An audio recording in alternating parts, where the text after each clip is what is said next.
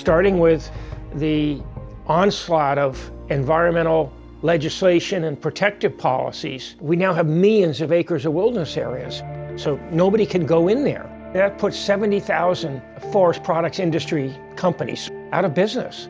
With fewer loggers in the woods, even less land area is actively managed each year.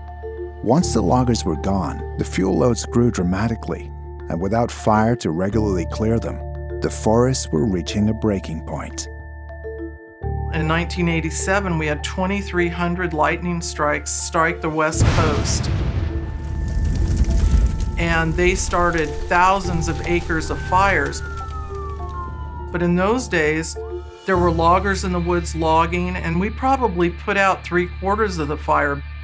Then by 1990, they were saying, listen, we don't want to do any management. We started losing a lot of those natural fire cycles that cleared out, a lot of the underbrush and those kinds of things.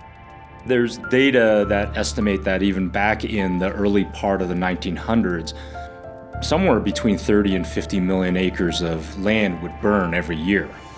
And then as we move into World War II and certainly past World War II, that number really falls off. Let me put this in perspective.